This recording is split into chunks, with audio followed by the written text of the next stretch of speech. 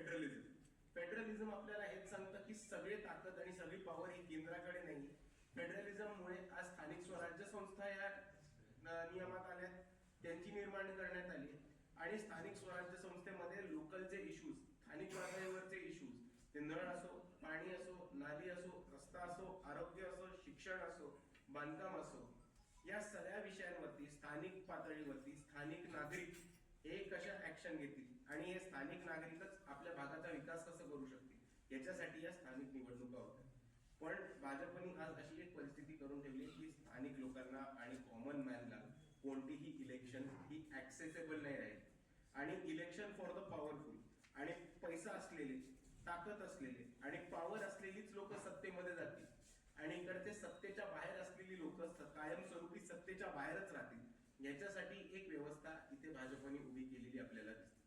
आणि तिसरा प्रामुख्याने मला मुद्दा मांडायचा होता तो म्हणजे महाराष्ट्रामध्ये आज जरीही आज नगर परिषद नगरपंचायतीच्या निवडणूक असतील तरी ग्रामीण भागामध्ये दौरा करताना एक गोष्ट जी समोर आली होती ती म्हणजे बऱ्याच ठिकाणी ह्या वर्षीच्या अवकाळी पावसामुळे आणि अतिवृष्टीमुळे लोकांचं जे नुकसान झालं होतं, शेतकऱ्यांचं जे नुकसान झालं होतं, त्याची नुकसान भरपाई या राज्यामध्ये कुठेही देण्यात आली नाहीये आणि त्याच्यामुळे शेतकऱ्यांचा खूप मोठा आक्रोश आणि राग हा आपल्याला सरकारच्या विरुद्ध दिसतो.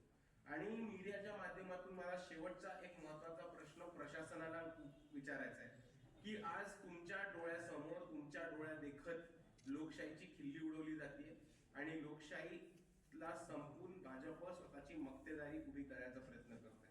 तटस्थ ब्युरोक्रेसी म्हणून आपण ऍक्शन घेणार आहात का? आणि आपण सरकारमध्ये म्हणजे प्रशासनामध्ये असताना, शासनामध्ये असताना स्वतःच्याच सरकारच्या विरुद्ध मॅल प्रॅक्टिसेसचे आपण ऍक्शन घेऊ शकणार आहात का? हा मला इकडच्या तमाम अधिकाऱ्यांना आणि ब्युरोक्रेट्सना हा प्रश्न विचारायचा. आपले काही प्रश्न असतील तर आपण विचारू शकतो.